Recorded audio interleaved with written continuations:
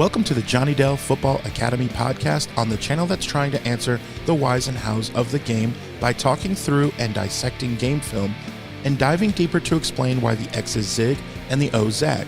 I am Adam Marino, joined by Mr. Johnny Dell, and we are reminding you, as always, the most fun way to watch is on YouTube, where we go live. There you can comment into the live show. Be sure to hit the notification bell and turn on your notifications so you can be a part of the conversation. We also stream live on Facebook and X. Also, the audio versions are always found on Spotify, Apple, wherever you get your podcasts. Now, if you are live with us in the chat, it's probably because you are subscribed, you've hit the notification bell, and turned those notifications on. So, when sharing with your friends, be sure to let them know. We also love to hear from you outside of our live show. Email us at jonnydelsfootballacademy@gmail.com, and you can always check out the website jfa49.com, as it is the most fun way to support the channel. Also, the way we boost the chat and boost the algorithm is to type out hashtag JD49. Oh, yeah. Woo! If you know, you know. So this is the Johnny Dell Football Academy podcast, and this is the official t-shirts. So I got two to sport right now. So this is the catch. If you know, you know. And so Johnny's, yeah, there you go. So there you see the name Clark. Clark, there's at the top. You see his little route that he ran. All right. And then put that one. Hopefully just the last name won't get me flagged for NIL. So, right. And then you can see on my chest, Taylor, because Jerry Rice did so much heavy lifting that he paved the way for John Taylor to be wide open in the back of the end zone. And so, I do want to, once we get into another little lull, go over the play to win Super Bowl 23. Yes, Jerry Rice did some heavy lifting. And I will say some of that was, if you remember, if you've watched that play, there was actually a mistake that Roger Craig and Rathman, they flipped their route. So this is the play as it was originally drawn up. The way it was executed, the backs were flipped. And that's kind of crazy. You think of like that 49ers team as performing everything absolutely perfect. The backs ran flipped routes of what they were supposed to do. And it was a play that they had installed specifically to go to John Taylor, because they had prepared for that exact situation where they had their base offense on the field to keep the Bengals' base defense on the field, because they were really worried about Cincinnati's nickel defense. It was so good. They were very innovative with their nickel defense. And so they wanted to bring Jerry in motion out wide, because they knew if they had him in base defense in a passing situation, they were going to run cover 2. And so they could get Jerry to widen the safety that would then open up John Taylor over the middle. And the running back was supposed to run a Texas route and draw the linebacker up. But instead, they ran the Texas on the other side, and the running back and Rathman flared out on his side. And so they still got the same pull. They still got the same influence, and they still put the safety in a bind. But that's in commemoration of the catch to win Super Bowl 23 to John Taylor in the back of the end zone. And a great example of how teams, really good offensive teams, what they do is they end up understanding what a defense is going to do, when they're going to do it, put them in a bind, and have a plan through the whole way. And I think if there was something that you put together with, as commonality between Bill Walsh and Kyle Shanahan, is that's exactly what they do with each other, or with their offenses, that they understand what defenses are going to be and when they're going to do it. They understand other people's tendencies. They understand how to get the good matchups. People say it's all about matchups. Remember, it's about dictating what your matchups are going to be. Not necessarily, I really like Jerry Rice on this corner, but how do I get John Taylor on their safety? How do I force them into zone? How do I force them into man? And then get a favorable matchup in that way. It's not always about, well, my dude is just so much better than your dude. It's about really good positional matchups. And that's really what makes Kyle Shanahan's offense so hard to stop, is that positional matchups and moving players around, he understands how to create those mismatches and then exploit the rules of a defense in that way. So all of that's why on this channel, we love celebrating great moments in football like that. And you can get one of those shirts at the merch store. Link is in the description below. Also want to give a big shout out to Leo and Dennis Wong, that they have a shirt in here. Why is okay? There it is. I couldn't find the button for a second. Also got the shirt, Super Bowl 23. He's got it in the gray, which is awesome. You can see it with the dark lettering on this one instead of the white lettering on Adam's shirt, and different border on it. I had two different. I had to change the designs a little bit, one for light and one for dark, like the Force. But he's sporting the Super Bowl 23 hoodie, so you can see it looks good on him. Looks good. I mean, that's a good looking hoodie on him. So really appreciate the support there and the hoodie and showing everybody off, being our model on that. It's awesome. Love it. That is so cool. And on that information that you're given on this play here that we just talked about over the last couple minutes, what other channel regarding the 49ers are you gonna get that type of info? That's why I love being part of this channel. This is going to be a really fun show today. We're going back to church. Johnny's getting in the film room, and I always call it church because everyone gets so quiet in the chat because they're just simply glued, to the screen, and I love it. So we already got a ton of comments to boost our algorithm for now. It's all right that we're not going to have as many comments.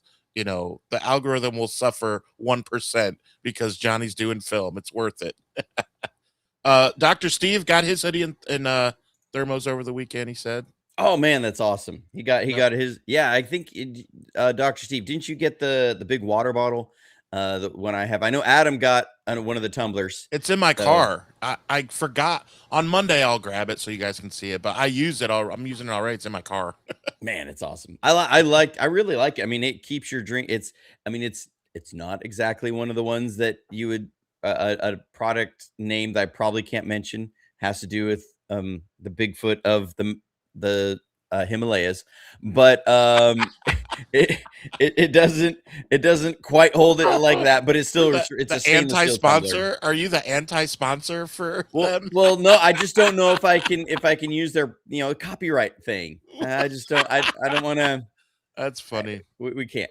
Right, but anyways.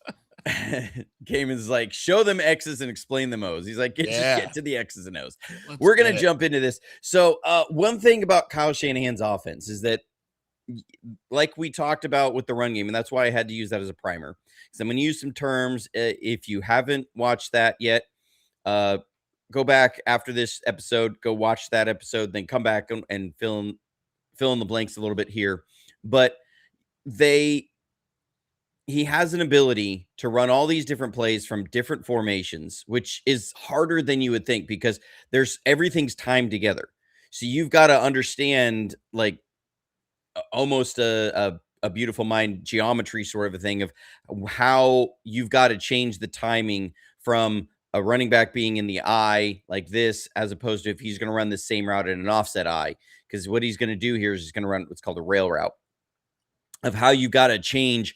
Like, is he going to come out and go, or is he going to, stutter a little bit longer and just hold up for a hitch and then go, so that your timing is exactly the same? Because a lot of times quarterbacks are making these throws and they're throwing to a landmark. They're not throwing necessarily, they're seeing their guy and leading them to a certain point. It's all timing, landmarks, and able to put the ball where it is. So guys got to be where they're supposed to be when they're supposed to be there. The other thing is, we move our receivers. We generally have condensed splits and wide splits, and we can run almost all the same routes from whether it's condensed or wide. And I went over a lot of this on my the members website with the route tree.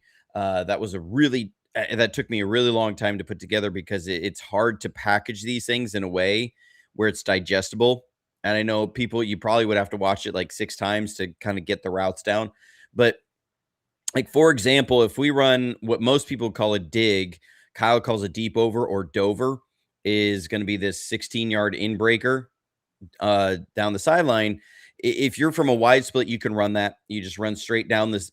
They want you to have a straight vertical release, make this look like it's going to be a go down here, and then you break in. They like speed cuts a lot. He doesn't like a lot of square cuts. So people will sometimes look at the 49ers as route runners, and they say, well, these guys, they're not really precise in their route running. They need to sink their hips. They're rounding these routes off too much. The 49ers and Kyle Shanahan, he's got speed cuts and he's got square cuts. It's very clear in the coaching points on these routes. A square cut is going to be a sink and then go at a 90-degree angle. A lot of times he wants to keep guys on the move because it's all about that catch and run. So for a dig, they're going to break at 16 and roll to 20. So it's going to be a rounded off. They call that a speed cut. They have that a lot on their out routes. There's a lot of notations in there for speed cuts. But if he runs a Dover, it's going to be 16 rolled to 20. He can run it from outside the numbers. Then on the other side, this is a Conley. I got some flack on one of the ones I did. People said that I was only pulling film from 2022 and 2023 when the 49ers offense was so jacked. And so I'm pulling 99% of this from 2024 and 2025. So there you go. This is 2024 that you're going to see on this condensed split inside the numbers. If he was to run a Dover, it's going to be what's called a widened Dover. So he's going to go just outside the numbers. So it's on the same track. He widens it and then would break in. And from that widen, they can run a rail route out of here. They can run all their out routes out of here. They have a route that breaks in or out every 2 yards. And there's widened versions, there's inside versions, and they understand the timing of all of this, and they have all of theirs, and they've got routes that tie in every single one. So whether it's condensed split or wide split, defenses can't clue in, okay, these are the routes that they run from a condensed split, and these are the routes that they run from a widened split. And if we see this release, this is going to be one of these 3 routes. And if we see from this condensed split, this release, it's going to be one of 3 routes. They don't have that. They want all of their routes to look the same through the first 8 yards, because that's when the breaks start happening. As long as and then they have all these short ones that do have a different release, but there's in and outs, out and ups, all these things. There's 8 different routes that they can run from an underneath release. And they generally have 3 releases. And this is going to be from the out condensed or wide. They're going to have an inside release, and then they can go in or out on a bunch of different routes. They have straight down releases, and this is from, again, condensed or wide, and they can have a bunch of routes that break in or out. And then they have outside releases, and it's similar thing. So they have 3 different releases, and they all have their package. That's why the route tree is so dense. It's over 100 routes, because they specifically will have an outside release, and then they have a bunch of routes that are in there. They have a straight release down, and they have a bunch of routes that are in there that break at all these different points. So for a receiver, you've got to understand what release to take with what route. You can't just say, I'm going to use the best release that I think is going to get me a win. Like, if this guy's running a dig, he doesn't have the latitude to say, I'm going to run this inside the numbers. He doesn't get that. So this was one of the problems with Brandon Ayuk early in his career. I saw it on film, and people were like, he's in the doghouse, and it doesn't make sense why. And I put out a video on it, but it got some traction, not as much, that Brandon Ayuk was not on the details of his releases. He was making each route look different. And so you saw, as the season went, corners, and when he started getting to the doghouse is when corners were jumping his routes, because he wasn't following the details. He's like, man, well, I'm just going to win my route. And that is why this has been an ongoing issue with Brandon Ayuk, the maturity and the I want to do my own thing. And it's why we're where we are with Brandon Ayuk. And it started with the way he was running routes. It spilled over into the gym shorts issue. That's why it was an issue. And then the dysfunctional contract negotiation. People will say, well, they shouldn't have made a big deal of it. And I say, well, when you look at the details of a 49ers offense, you cannot do your own thing. Like if you're going to run a dig here, you can't decide you're going to take an inside release because, well, the corner's playing outside leverage. So this is going to help me win my route more. Well, you're going to be in a different landmark than the quarterback's throwing to. And what we want is we want the quarterback to be able to look this guy off, and he doesn't have to look at you and see where you are. We want to use our quarterback's tools to open you up more. And so, no, you don't get to do your own release here. There's like 4 routes where it says use your best release, where they do have the latitude, but it's very few of the 100 routes. So anyways, that's kind of also the setup primer for all of this. Does that make sense, Adam? Yes. I like it. The chat is being silly. All right. So here's how Kyle, this is from 2024, week 1 against the Jets. We're in 21 personnel, so you got 2 backs, 1 tight end, and we're going to bring George Kittle. We're going to bring him on a shift here right at the beginning, change the strength. You see 21 is going to be the guy that follows him. So they wanted to match our 21 personnel with, I believe 21 was, I think that was Jason Pinnock. Trying to remember who it was. It's harder to find that stuff these days when you're that many years out. But anyways, he comes over. So this was one of the reasons why we ran the ball 40 times against the Jets in that game, was they were countering our 21 personnel with a safety. That's what Robert Saleh was going to do.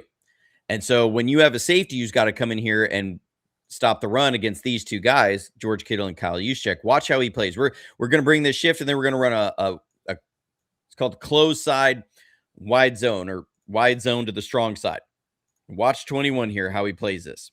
So, man, aggressive. He's got to get in there and fill. He's trying to fill that C gap hard. Okay. So when the 49ers see that, they're going to see this guy. Okay, defensive back, he's coming over here. He's got to now fill this gap aggressively when he sees the run. So he's got to go try and take on Mr. Trent Williams, and you get a good run on the play. And Juszczyk, great job, Juszczyk there too. Yeah, Juszczyk with a great block. So now you start out, you shift, you have another shift. You start out with Juszczyk out here, and then he's going to shift. And this is the same formation, right? Exact same formation. You just aren't going to bring George Kittle over here. Why? Because you see this guy is already there. So you say, okay, this is the guy we're trying to attack. So we're not going to bring George Kittle in a shift, because they don't want to flip the strength. They want to keep the defense where it is. So I almost guarantee you that this had a check in the play to move George Kittle, and they saw it was the defensive personnel and the alignment they wanted, because we have Debo up here, condensed split, same thing we saw, right? Wide split out here. The only thing different is that George Kittle's on the other side, and he's not going to motion over. So what do you do now? Now you're going to run what's an open side wide zone fake, and then you're going to run a play we call read rail. So this is a read route. It's going to stem inside, and if the safety is in a back pedal, he's going to sit this down at 20 yards. If the safety squats, then he runs this as a streak down the middle. So that's the read route, and then you have Juszczyk come in here, act like he's going to block, and then run a rail route, which is a go route down the sideline from an inside formation. So now you've got a way that your read route should draw this corner and this safety. What's crazy, Johnny, is Saleh knows all this. Gosh, if anyone would know what's coming, Robert Saleh, who had been there the last few years. Right, but remember, we ran the ball 40 times against the Jets. This isn't necessarily. It's how I was at that ties, game. I remember. It's not about just you have this play. We have all these different play action plays, and that's why I showed, like last week, the primer on it. All your runs look the same, and then you have all these different play action plays that look the same. But it's about targeting and identifying who is a player on the field that you can take advantage of on this, right? So that a defensive coordinator, you're saying, okay, he might come with this, but you don't know. He might come with our burner, which we'll talk about in a little bit. He might come with rider. He might come with a drift route. He might come with a slide concept. You have so many different play action plays that it's what Kyle's really good at is, and here's how he operates his staff, is you have guys in the booth who, when they're on the stills and stuff, this is what they're watching. They saw 21 get super aggressive into the C gap. And so they have a play that's going to target 21 on how they're going to run their defense in the C gap to get this rail route open down the sideline. That's what they're identifying. It's not that he's predetermining going into the game, I'm going to hit this play. It's you see something, you say, okay, let's put in a contingency so that we have a counterpunch when if that guy does that. If he doesn't do it, then we won't hit that play.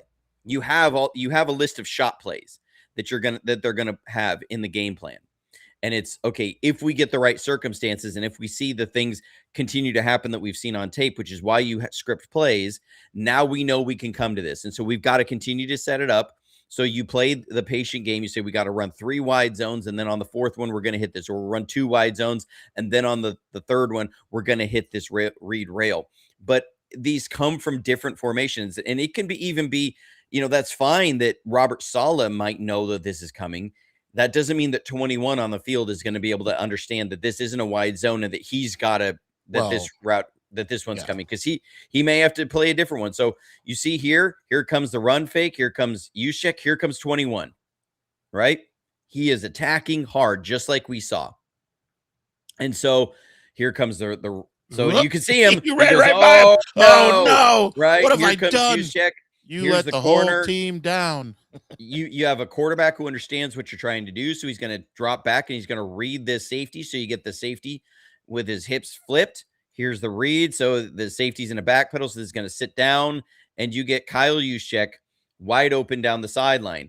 And so we run this play and people will sit there and go, man, Kyle Shanahan's a genius. He got him wide open. And it seems like you go, how do defenses not pick up on this? It seems like every 4 weeks we hit Kyle Juszczyk on this route down the sideline. We do.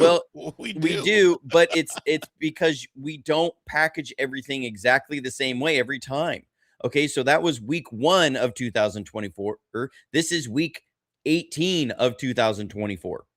So now the last play of the game, you're in 22 personnel. You have a receiver in a condensed split, no receiver in a wide split. So this is short yardage. You're going to run a wide zone here. Okay. So this is Budda Baker. Watch Budda Baker on this. How does he react on this play? Man, he gets in there immediately. He's trying to get in versus the run. I like Patrick Taylor. I wish that guy could stay healthy. I like how he runs the ball. But here's just wide zone. Short yardage. Kyle Juszczyk in there getting a great block. Patrick Taylor running the ball well. Man, love it. I didn't take the time to cut the other end zone angle out, but I want to show these because these are 2 plays in succession. I didn't cut anything in between these. So this is the very next play. We're in the 3rd quarter. We're down against the Cardinals. So now what do? You come out in the same personnel. You have Juszczyk out here and 1 tight end to that side. You have Braden Willis. And so you're in 22 personnel, one wide receiver in a condensed split, running back in the backfield. So what do you do now? You're going to bring Juszczyk in motion. And what do we do so many times on these motions? We run wide zone this way, right? So this is just shifting into a similar formation. You just get a wide receiver on that side, coming to the wide side of the field. But here's the thing, Budda Baker's on that side, right? So what are you going to do if you see a run? What did we just see happen? He just attacked this hard, right? So you're going to fake the run here. And what are you going to do? You're going to run read rail. So you're going to run a read route, have Juszczyk fake the block, and run a rail. So this is the same play, different formation, different personnel, different pre-snap movement, and you're still packaging it with your wide zone, and you're still able to attack this guy when he gets really aggressive. And you see him right there. Gosh, oh, my goodness. No. Here's the read route, 10 grabbing yards the safety away, bro. and the corner. Yeah. That's not a great throw, which I don't blame the quarterback. That was the pass or not. But because the guy is wide flipping open. Dude. And we're like, oh, the passernaut's amazing. We got to keep him. We got to make sure we sign him. And this is the challenge between Kyle Shanahan and the Brock Purdy, Kyle Shanahan tension, right? of Brock Purdy makes Kyle Shanahan makes Brock Purdy. The weapons make Kyle Shanahan, the weapons make Brock Purdy. All of the weapons in Brock Purdy make Kyle Shanahan makes his weapons in Brock Purdy. They all make each other better. Yeah. Because you have a coach who understands really well how to keep variance in his offense, to keep defenses off balance, to not be able to just have the same 4 formations that you run one play out of. They can run one play out of 10 different formations and personnel groups. And when you start mixing these personnels and everything, it just becomes so hard. And you pair this with your run game and you pair it with the other play actions, because we see these run actions and those deep digs down the middle of the field, and you see the slide concepts where you fake it one way and Brock's rolling out the other. There's so many things that they're coming with, and the line action looks the same on all of their 5 different types of runs. Not even there are 5 different runs, but there are 5 different types of runs, and it looks the same. And then their play actions look the same, and their play actions attack different things. And so they identify if one player is getting himself out of position, they're going to lean into that guy. And they're going to press on that really hard.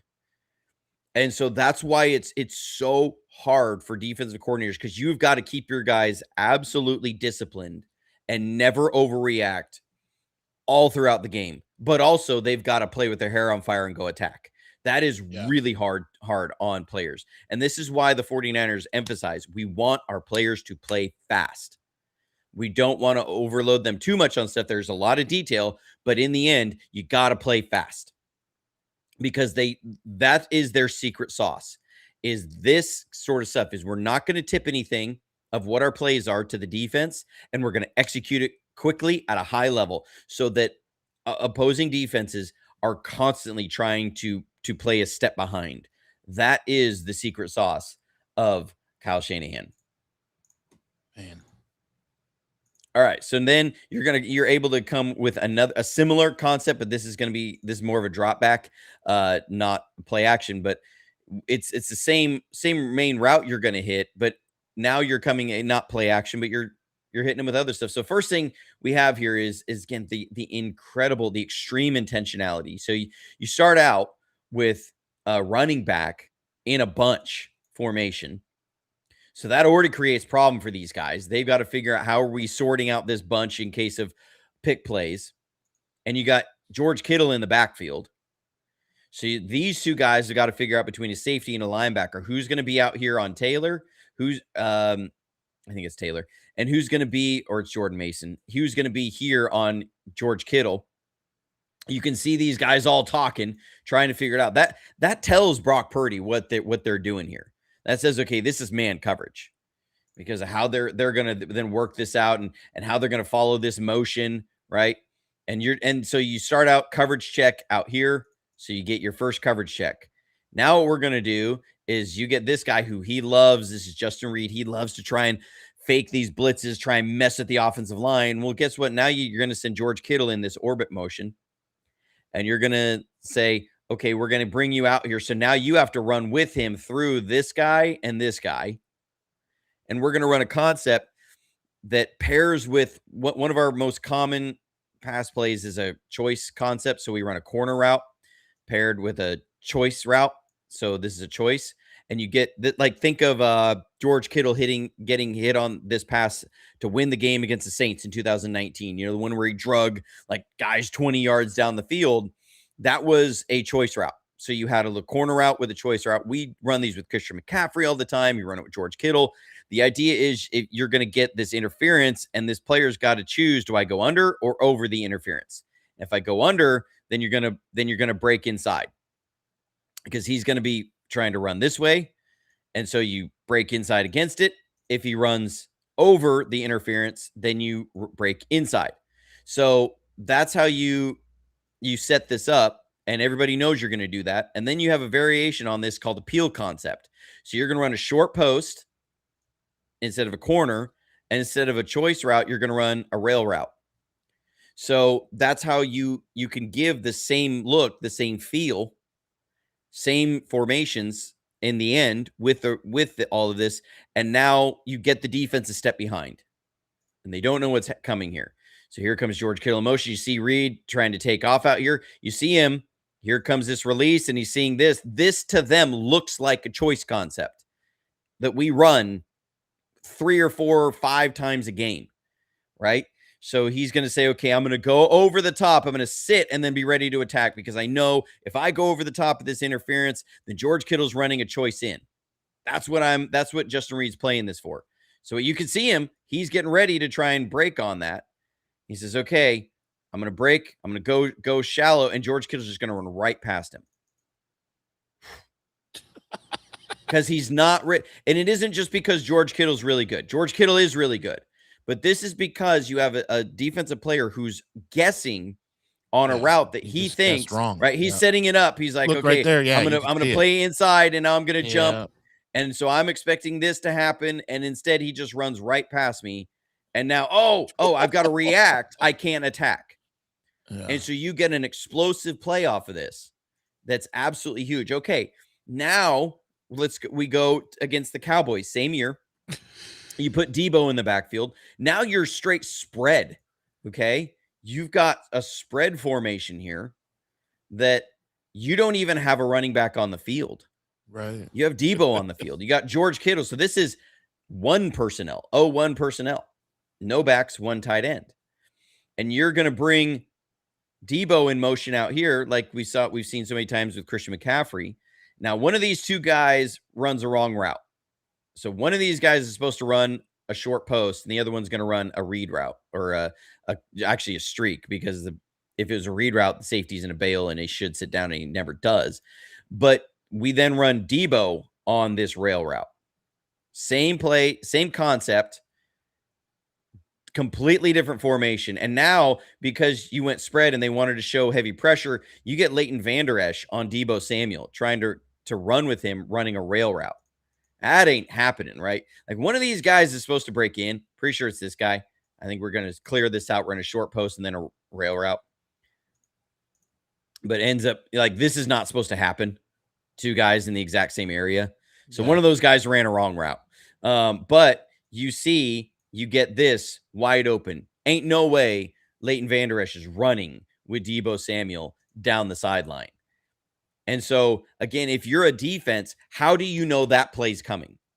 It doesn't look like how it was run against the Chiefs earlier at all, right? Different formation, different pre-snap movement, different personnel, same concept. And so you're able to hit this play from wildly different looks. Okay, so now you come out in 21 personnel. So you got Juszczyk on the field. You bring a little motion here with George Kittle. And you see the defense change the strength. You bring Juszczyk in a quick motion. You're going to bring this guy. So that gives you a coverage check. And what are you going to do? You're going to run this same thing. Now with Christian McCaffrey running the rail route. You get the short post with the rail. Peel concept. Here it goes. And you can see this looks like this from the release. This looks like your choice concept. This looks like he's coming in. He's going to run a corner, and we're going to choice out here. And what does Levante David do? He's going to sit here and he's going to try and play inside and then attack out. Like, he's going to do the same thing we saw Justin Reed. He's sitting down and he's getting ready to attack because he thinks this is going to be a choice. And so he's trying to play Christian McCaffrey on this choice, and he's not ready for it. Flat-footed, you can see he was taking a sideline angle. And now he goes, oh, crap, he ran a vertical, and I've got to go try and run with him. Brock throws this ball so early because there's a bust on the offensive line, and they get a guy completely unblocked through here. But you've broken a defense because they're guessing instead of attacking, and now you've got him exactly where you want him, and you get another huge explosive gain. We've seen the same concept, 3 wildly different personnels and formations. And so now you come out, you're in 21 personnel again, but you've got Juszczyk in a bunch and close. We're going to bring him in motion into an I. And we see, okay, we get a coverage check on this. So Brock's going to check the play. Now they're going to check out. You got Isaac Arendo over here. You got a bunch with Kyle Juszczyk. And what do? Short post and rail route. So you get this peel concept. Of the fourth time we've seen in the same season, this same play, different formations, different personnel, different presentation, different pre-snap movement. That is what makes Kyle Shanahan's offense so hard to stop.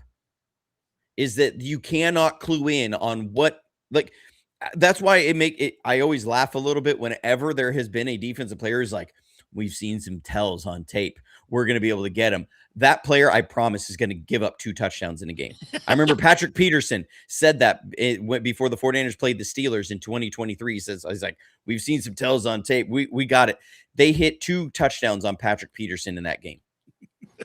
Because that tells you, I will say BS on that, because what you're going to do is you're going to guess on some stuff, and I promise you're going to get burned. And that's what happened. Now, how is any of this possible? Thank you, Glass City, to bring that up. Some $5 of sarcasm. People in the media, yes, they are still saying Brock's only a 1-2 read. He's a Jalen Hurts out there. Yeah. And that's the other part of this is I almost call this modular offense. I think Jesse Minter is kind of like the forerunner of modular defense, where, and by that, I mean, you have like a front, and then they have a way of taking that front and putting almost any coverage behind it. Whereas most defenses, what they do is that they have a front in the way that they structure their defensive playbooks. They'll have a front, and then there's going to be like 8 pages of run fits. And it's going to be then 8 pages of coverages, or really 2 pages of coverages, and then 8 pages of run fits from that coverage. And then they get to their blitz packages out of that. So they have what they do is they have packages of entire fronts with that. So yes, they have coverages, but they're only going to run, like say they have cover 4. A lot of defenses, they're only going to run maybe three different fronts with that coverage. So sometimes that's where quarterbacks have to be, and like somebody like Brock has been really good, is understanding, and why he's so hard to fool when they're doing these, safeties and guys moving around, is a lot of times he's going to look at this and say, okay, here's the front I see. So I know out of this front, they only run that like 3 different coverages. And so they're showing me this coverage. So I like, all I've got to wait for is, I know this guy is going to tell me by where he goes. He's either going to go back, or he's going to go sideways, or he's going to squat. And that's going to tell me which of the 3 coverages they're running. And I have an answer for 2 of them on to the right, and I have an answer for another one on the left. Or we're going to run this pre-snap motion, and we see this thing that happens, and by that front, I know there's only 3 coverages. So that movement's only happening in one can. We're going to check it and hit that rail route. And so you put this together with what Brock Purdy's able to do, and that's when this offense becomes really hard to stop. And why historically, when Brock Purdy's been at the helm, the 49ers have actually been a top 5 offense in the league. Like you go back to that 2022 season when Brock took over those games from the rest of the season, the points per game, the yards per game, the first downs per game were all first in the league when you extrapolate to a 17-game season. When you look at 2023, I think we were the best scoring offense, or second best scoring offense. We were top 3 in almost every category.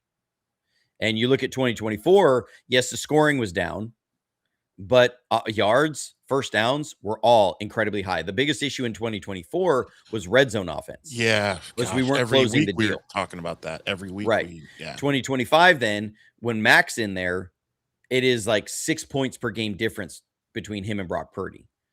Because Brock had an explosive play rate of something like 2 or 3 more explosives per game than Mac. And so, like, you put this together, and it's like a modular offense that they want to be able to run the same offensive plays from all sorts of different personnel, all sorts of different formations. Everything is intentional. It's not just randomly throwing these out there. Is that they package everything together and they tie everything together. And that tells you, because that's not all one guy doing it. That's not just Kyle Shanahan doing it. That tells you that is a very, very cohesive staff that understands exactly what they're trying to do as an offense. This isn't about, okay, we saw, Kentucky ran this really interesting play design from this and somebody brings it to Kyle Shanahan and says, hey, I think this would be really cool because they did something innovative. Kyle's going to look at that and say, I don't love innovation just for the sake of innovation. It's got to be something that ties into something we already do. Because foundationally, when you start doing that, you start running into what the Eagles offense was last year, where you just have individualized island plays that we like each play, but it's not cohesive and it's not tied together. And you have motions that aren't tied to your overall play. And so usually there's going to be one staff member who's really good at understanding motions and which motions to use that week and which ones to pair with. And then you're going to have somebody else who's going to bring in your formations, and you have somebody else who's going to then prep your receivers and what passing concepts are going to work best against their coverages. And you have a coach that's trying to watch all of it and put it all together. Yeah. Because they only have 2 days to do all of this. And you've got to watch 3-4 games of somebody. So like, he's really good at leading a staff to understand that this is their intentions on everything. And so don't even waste my time with it if it's not going to tie into something we already do, and it's not going to bring something to what we already do. So in extreme intentionality is how I like to describe his offense. One thing we talked about, Johnny, was these scripted plays that Kyle Shanahan is taking in information. How you may say, why'd we run a fullback dive there? That really doesn't make sense. Well, because the first quarter and the first few plays, and we want to see how the defense is reacting to it so that later in the third quarter, be ready for that play action. I mean, we've talked about that before. Yeah, and a lot of that starts with wide zone. People get frustrated, like, oh my gosh, he's just running the same things; they're not working. It's all part of the commitment, and this is where again you'll hear Kyle Shanahan say this a lot, especially about a team that's really good at running the ball. He's like, you can tell they're committed to it, meaning they won't shy away from a play just because it only gets 1 yard gain, or a 2-yard gain. Yeah. They will continue to hammer it. And you look at, and you can see it in the analytics. And this is where the analytics come in. You'll see, because you have your quality control coaches who put together your percentages of everything. 65% of the time they run wide zone on their run game. It's wide zone, or 65% of the time it's this run. They have a foundational run as a play that it starts with that. And then everything builds off of that.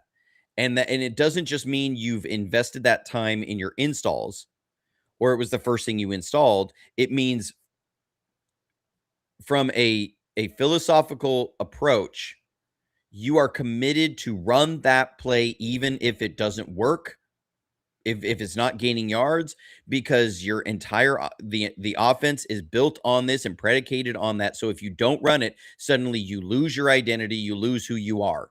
And so you have got to stay committed to it. Your players have to understand that why you're committed to it. So when they're on the sidelines and they're saying, man, this play ain't working, dude, just let us attack them. Let us do this. And you say, no, we've got to stay the course. We've got to hold on this, because what we're seeing is this is starting to happen. Give us we got to convert a few more third downs. Like, you guys have got to break a tackle in here. We got to get a third down on here so that we can hit this a couple more times. I promise the nut will start cracking if we can do that. And then you can go from there. The challenge, because people always say, well, Spagnuolo and Schwartz and McDonald and Flores all have Kyle's number. And I say, okay, the challenge with those guys is that they all have a really good first quarter defense. They are a really good first quarter defense. And the test that they put you under is, will the offensive players stay the course? Yeah. Because they're very disciplined. They do not give up explosive plays, especially early in the game. And you have got to stay really strongly committed to your plan against them, because they are going to lean on you. And then they're really good at getting off the field on third down.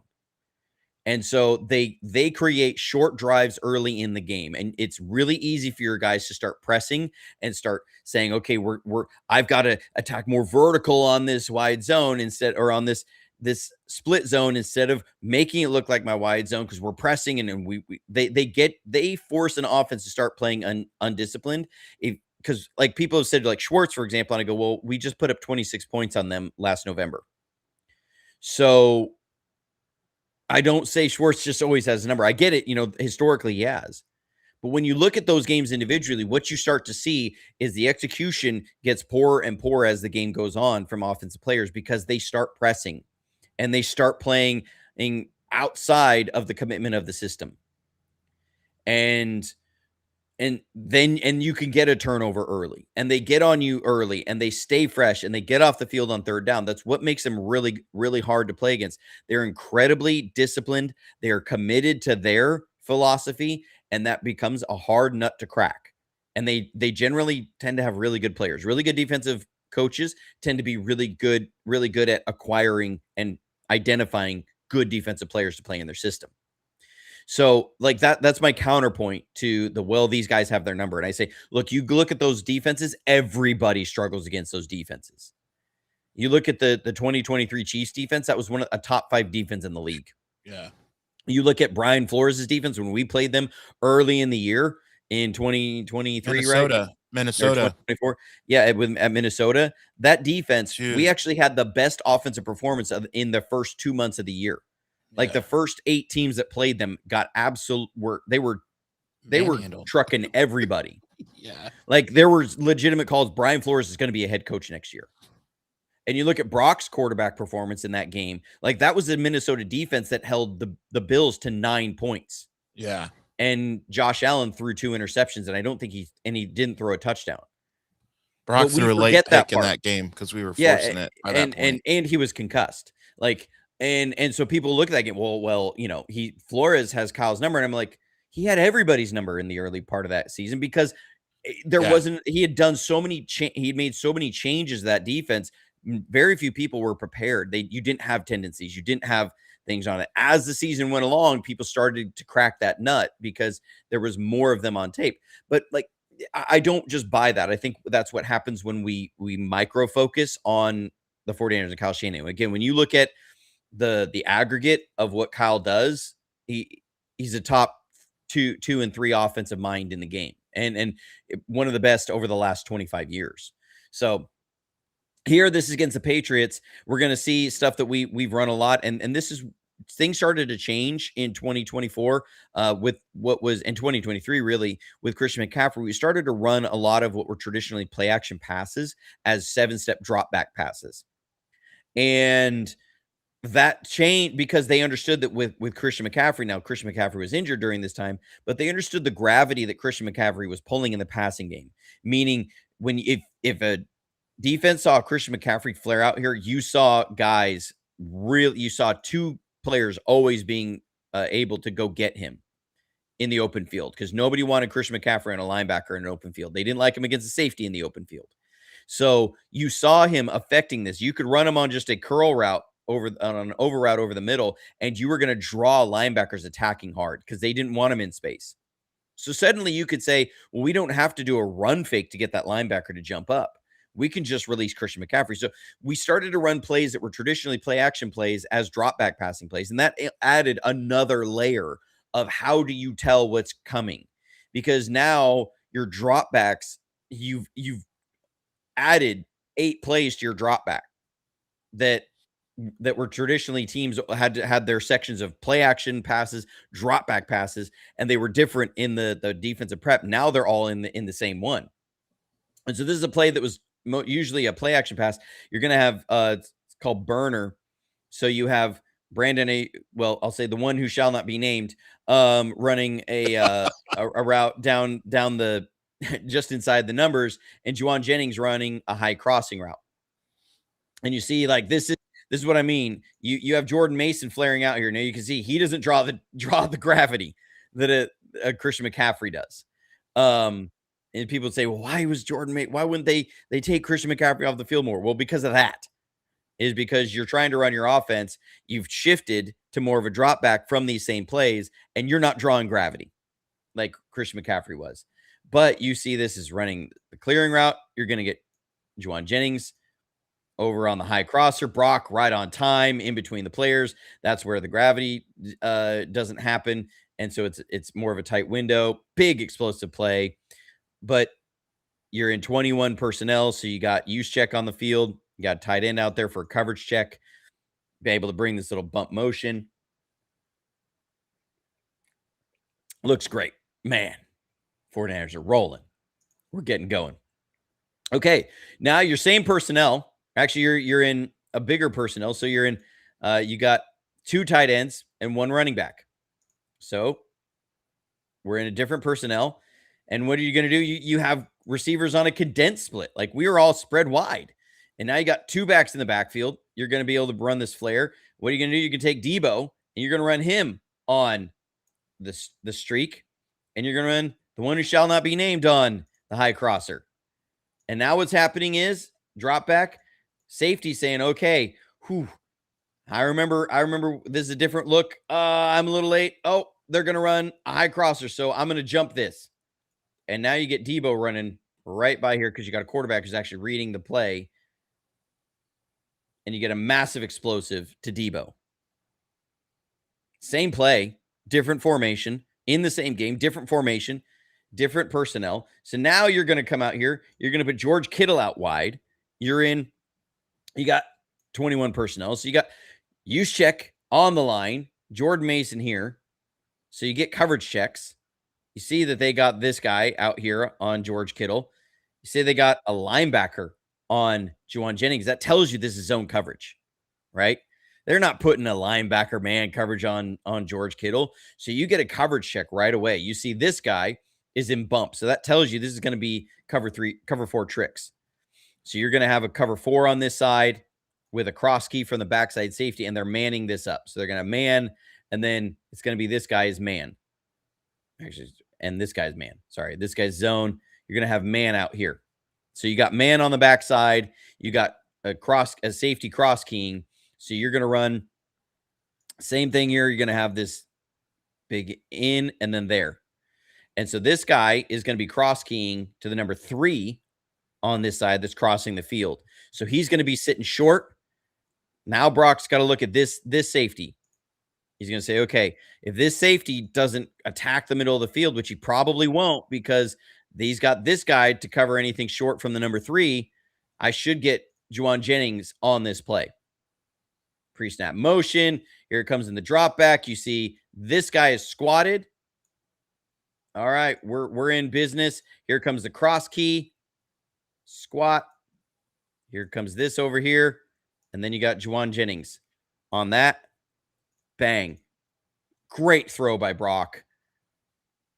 Great catch by Juwan Jennings. Same play, same game, 3 different formations, 2 different personnel packages, and a quarterback who can read it out in the play. Good luck. That's why, like, when you get these guys going, it just starts to snowball on defenses. They don't know what they're trying to see, and it just starts to dogpile on teams. Okay. Love it, love it, love it. Now we're going in. This is against the Cardinals last year. Now there's a coverage check that happens from this that was a clue from the scripted plays in the first play of the game. So Brock was like, I'm pretty sure. Yeah. Okay. Yeah. I got the coverage. We got the coverage check because of information that was produced by the opening scripted plays. You know, they're going to be in man on this side. You know, they're going to match it, I will say. So it'll convert to man.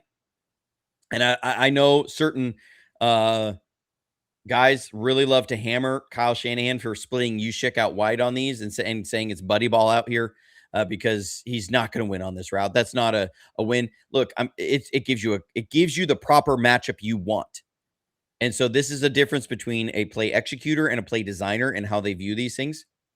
So you're going to run a play we've run a lot, but we package it different ways. It's called Spartan. So we hit this play almost every preseason to somebody, and everybody claims that, you know, whoever either made the throw or made the catch is the next great it thing. Jordan Watkins made a catch on this last preseason. Everyone's like, Jordan Watkins is about to take over the league. But it's just a curl on the outside with an inside fade from usually it's a slot, but we have George Kittle as an inline tight end running this. But you know you're going to get this matchup. This is going to be man. And so this guy's got to run with George Kittle the entire way. And you get a single safety. So Brock knows I just got to hold that safety to the middle of the field, and I can hit George Kittle, and it's going to be a big-time game. So you see Brock, he's looking off this way. Safety has got to stay disciplined down here. You see the matching on the man.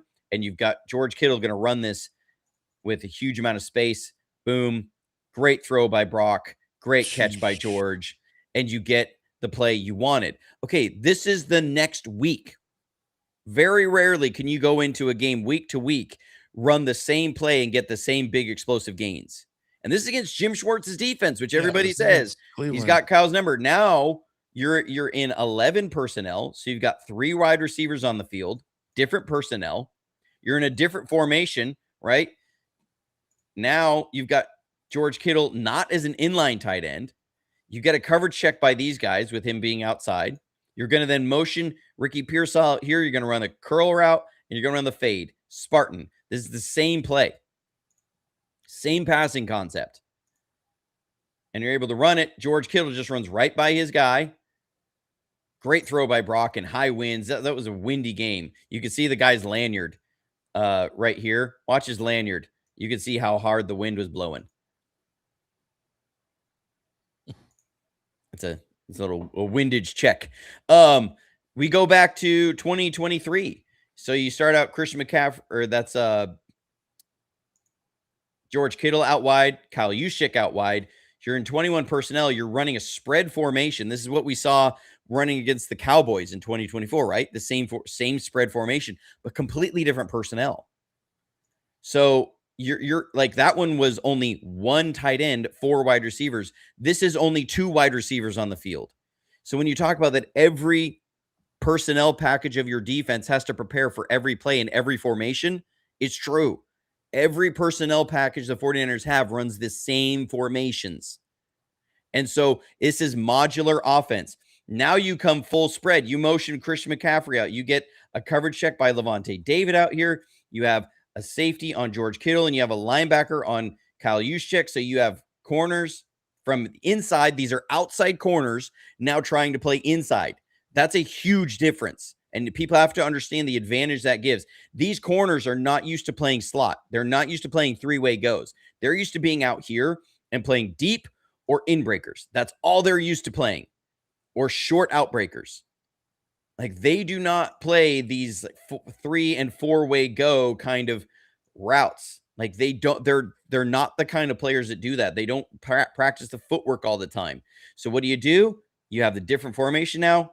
You run the same play, the same passing concept, Spartan. And you got a single safety. Brock's just going to then have to hold this guy. This guy's got to make a choice, right? Because once you split Christian McCaffrey out here, watch the safety. Where does he go? He's going to move over.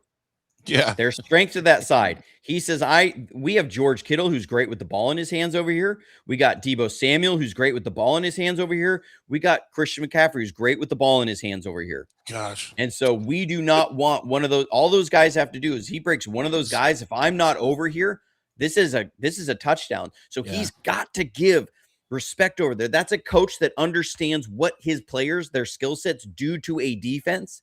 And then now you get your best route runner on a corner who's not used to playing in the slot. You've manufactured him into the slot, and you get to run a play that this is not a new play. It's a play we've run so many times. Brock looks off the deep safety. Boom.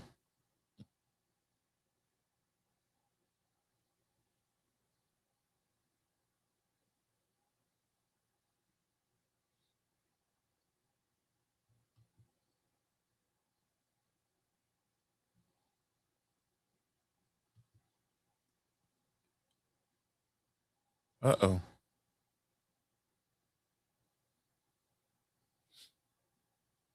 I don't know if I'm still on. Hello, hello.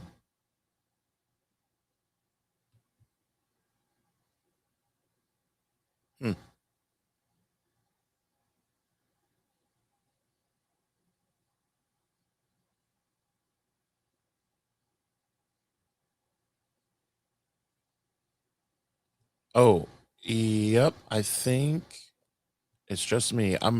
He probably got knocked out, internet, and then coming back on. Okay. So you guys still have me. So we're going through Kyle's offense. I do want to acknowledge Cornelius. If Johnny gets back on, we will talk through the take a picture. Yeah, I'm not frozen. Um, but yes, the super chat with Kalen Black, too much X's and O's. We've talked about on this show with Kalen Black possibly not being a big impact right away. So look, Cornelius, I'm curious right there with you because it'll be interesting to see if Kalen Black is one of those guys that maybe we we see in training camp and preseason and all this that there's just reports of him exploding and just being amazing. He's got a hold of the playbook, these types of things. It's a little bit of what to shift gears a tiny bit, what Yaxo Lindeborg is going through. If you guys heard, Steve Kerr has said he may start for the Warriors. So it could be something like that. And Sorry. Johnny's back. Yeah, and sorry on that. I had a power flicker here, Internet. and so the Oh, internet reset and router, so I'm on okay. my uh my hotspot. So we're talking right now about Cornelius Merritt's super chat, and I was saying, Johnny, that we had talked about on this show that you are kind of unsure on the the impact of Kalen Black based on just where we're at right now. That look, it's not that he's not a good player, but we're unsure of what the impact will be. Now, if it's anything like, and then I brought up our the rookie from the Warriors, Steve Kerr's already said he may start already. We've barely done anything. And it's like if Kalen Black goes through some practices and there's reports that are like, oh my gosh, this guy is just tearing it up. We have to have him on the field, then okay, great. But I'm curious along with Cornelius, what do you think? So it's got to be a progressive thing. He's got to win the running back 2 role over Jordan James. I think he's more explosive, and so there's greater upside there. Jordan James is also a good receiving back. That was a real strong suit of his at Oregon. He's very. If you look at how the 49ers started to what traits they were looking for in running backs after Christian McCaffrey and then after the Isaac Arendo, they're looking for guys that aren't necessarily the blazers. That was what they used to do with like Matt Breida and Jeff Wilson, and Trey Sermon. Like these were high explosive running backs. But traded from that, Jordan James would bring is really quick feet, really physical run style, and that quick feet lends itself to the pass of what they want. So those guys, we have to remember Jordan James was set back because he broke his finger in training camp. So he was a rookie who had to learn this entire offense and all the shifts and all the motions and all the formations and all of that and how to execute it. But he broke his finger during the most important time during training camp. So he was behind the 8 ball in that. So Kalen Black, he's got to be healthy during training camp. That's the number one thing. Then he's got to get on the field and he's got to understand the details. This was part of what Jordan Mason had.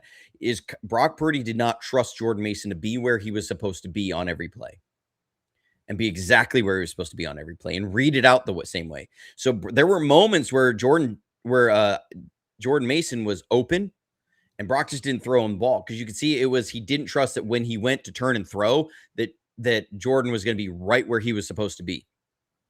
And so there was a disconnect there.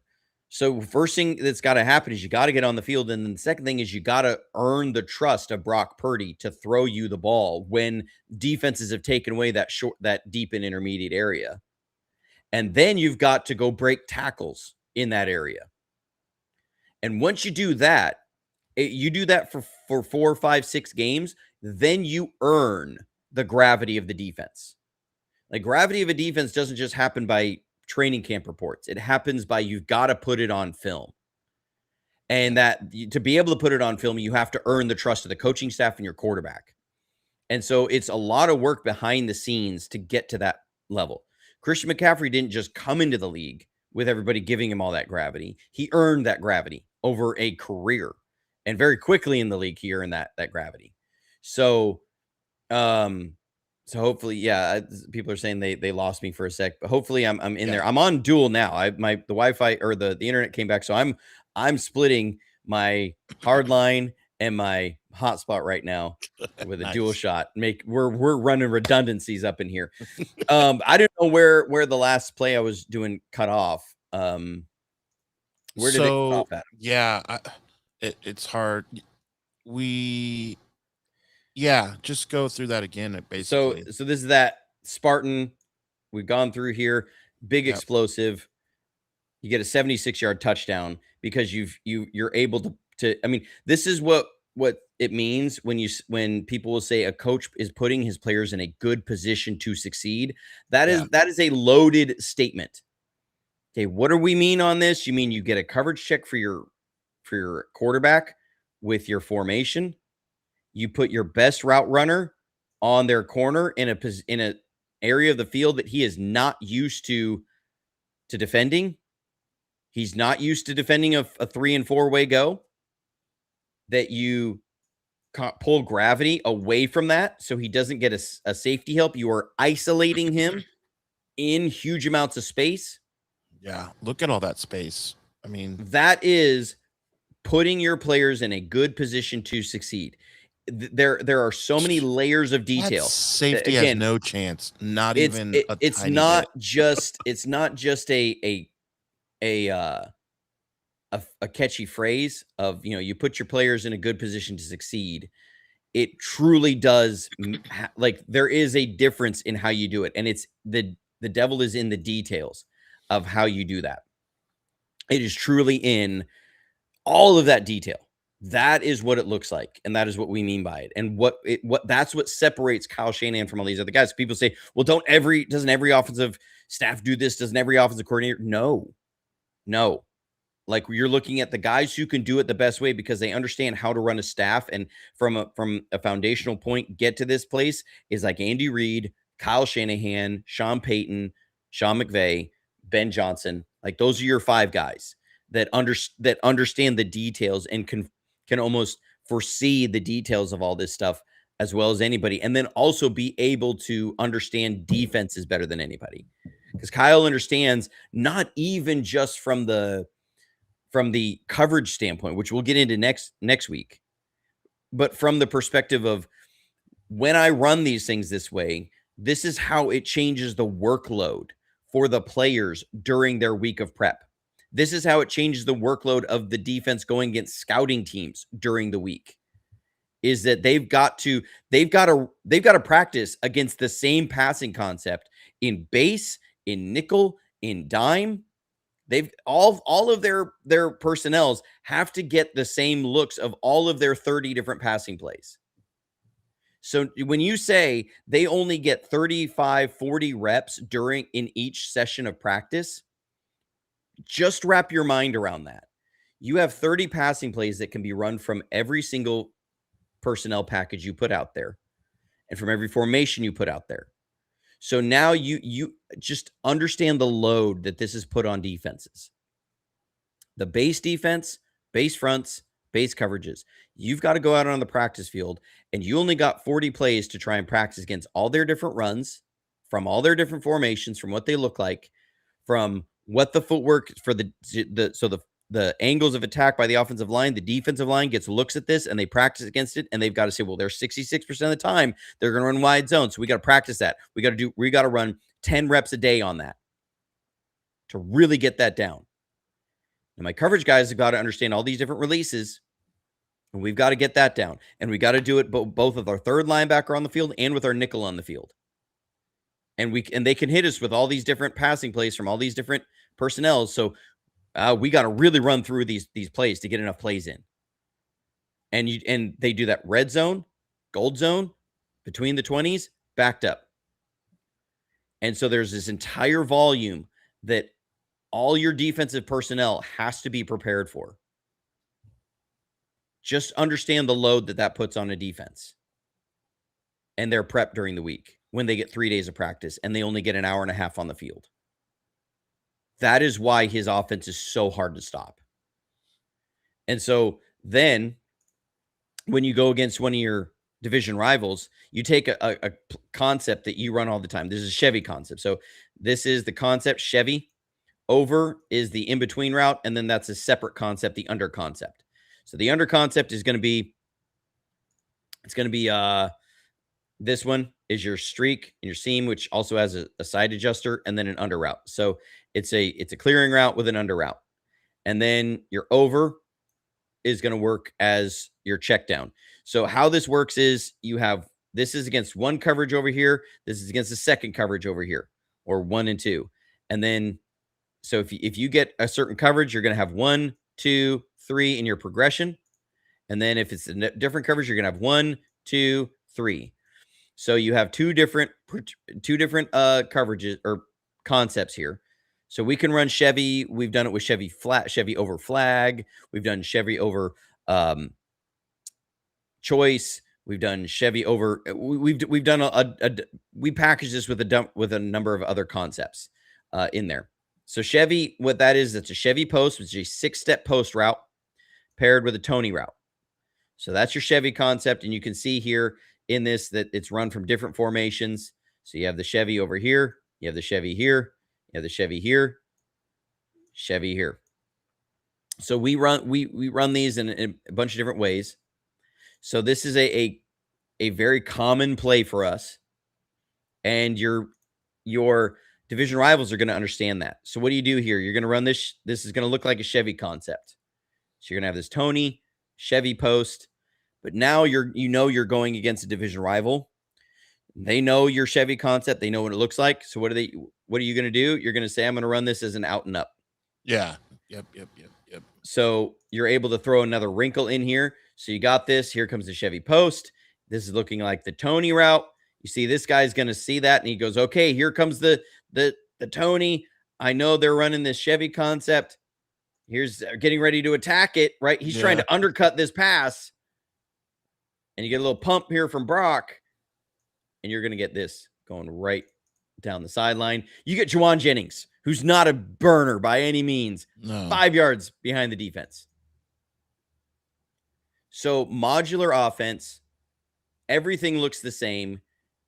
You can run every passing play from every formation. And then when teams start to jump, when you go against your division rivals and they start jumping on the plays, they've seen your offense enough to get the volume. You have an ability to add in wrinkles on top of that attack them for what they do. And that was a 3-touchdown game from Juwan Jennings. Right. I remember that. Yep.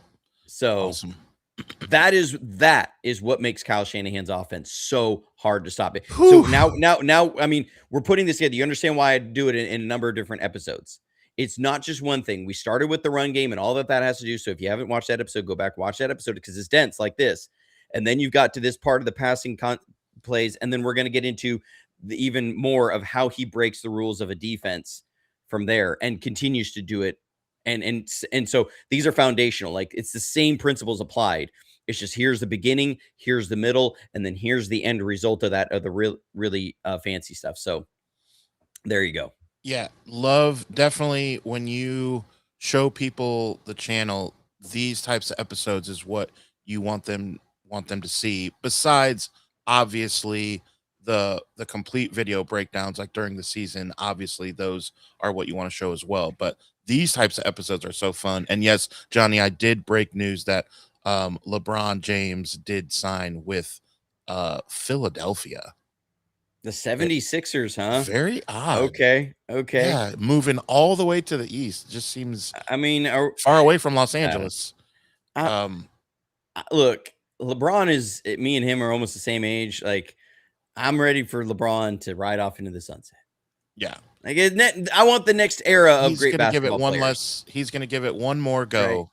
Right. And I get it. I mean, I do get it, and I don't mean that, like, I mean nothing disparaging necessarily against LeBron. It's just he dominates the storylines of everything, and it's always Even about if look, LeBron and we're getting us stuff. talking about it right now on a San Francisco Right. 49er And so I'm podcast. I'm just kind Like, of ready for the next I wave of get it. basketball players. Yeah. Like I'm ready for the youth movement there, and for us not to every year be on the LeBron watch, you Right. know. So it's kind of like the Aaron Rodgers watch. Like I'm ready for Aaron to move on just from that perspective. Like, So we have the next bro, I'm guys. just Yeah. ready for Yeah. I'm just ready. Yeah. Anyways, I'm with you. but hopefully, like, again, I wanted to go through all this because people will sometimes act like I just am a Kyle Shanahan fan because I like Kyle Shanahan. I don't know him personally. I don't know what he's like personally. Mhm. It's when you and people will say, well, other like, it's why I give so much pushback when people be like, well, because I remember this before Ben Johnson got the job with the Bears. People were like, we should look at bringing Ben Johnson in. Time for Kyle to go, bring in Ben Johnson.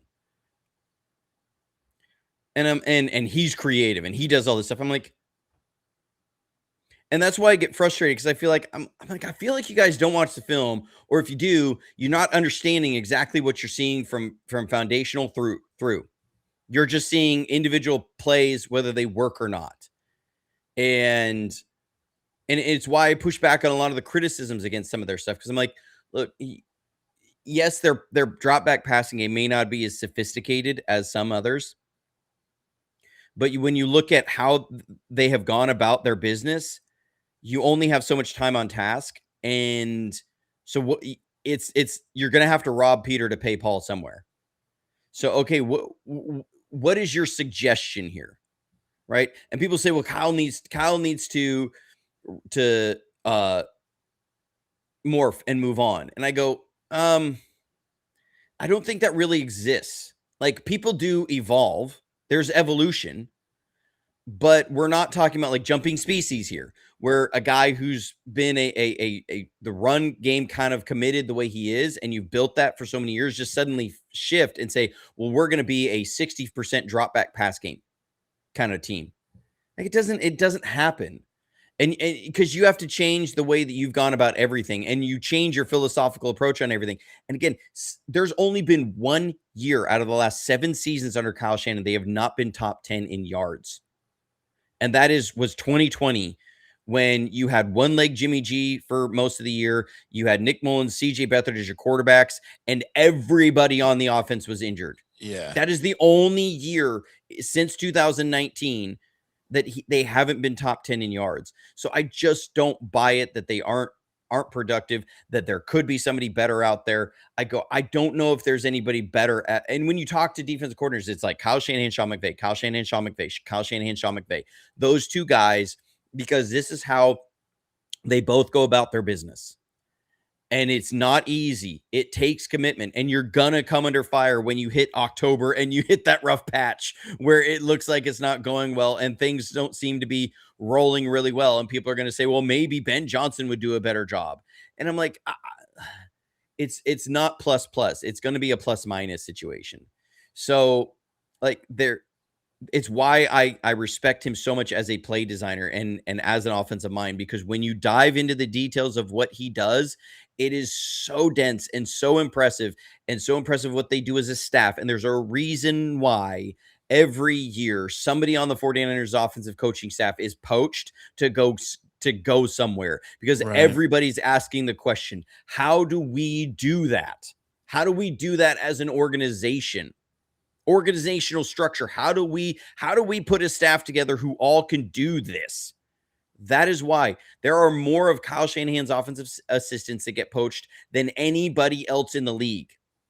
There is a reason why, because those who understand the details see this stuff and they go, golly, this is tough to stop. Yeah. That's why, again, on this channel, this is going to be the best channel to go over all things like that. And like Johnny said, we even had to break it up into different segments because of the way that it works. So again, be sure to show the channel to people wearing Niners gear. Also, the shirts, man, they look and feel fantastic. I have never looked sexier than, Oh, dare I say, than I do right now. Love him, love him, love him. So hey, Monday we can actually talk a little bit of football. training camp is starting So tomorrow. so let's freaking Let's go. go. Let's freaking go. Come on. So hang out with us on Monday, unless the Lord takes us home. Other than that, we will be here Monday. And hopefully Also, there's no news of a pulled hamstring. oh gosh, yeah. Also, happy 62nd birthday to Barry Lamar Bonds, the greatest hitter Really? to ever swing a bat. And it's not close. It's not close. So yes, he was I born would just July say 24th. everybody gives Barry a hard time over juicing. Just remember, everybody was juicing that year, and he still what And Mark McGwire was juicing like crazy, and he still here's hit the stat. 13 more home runs than Mark Here McGwire. here's the stat. You take away 150 home runs and 150 stolen bases away from Barry Bonds. Take them away. The math still checks out that he would still be the only player ever to have whatever it was, 400 stolen bases and 400 home runs. He would still be the only. He's one of one. He would still be one of one if you took away 150 home runs and 150 stolen bases. That is the wildest stat. That and the year that he had like 122 intentional walks, his on base percentage, and like there's just simply stats that fry your mind the way. I mean, you can get into a deep dive and really look at some of his stats. It's unbelievable. My thing is that there's been this kind of revisionist look at the guys who were performing best who were juicing, acting as if they were the only they were the only ones, that they were we got to grade them on a curve. And I'm like, okay, does nobody remember what Jose Canseco looked like during that era? Dude looked like a bodybuilder. He was huge, and he got huge in a hurry. I can't remember who it was. One guy, I remember he put on like 25 pounds of muscle in the offseason of baseball in 4 months. And it was like, how did that happen? That's not natural. You can't do that. And Mark McGwire was juicing. Sammy Sosa was juicing.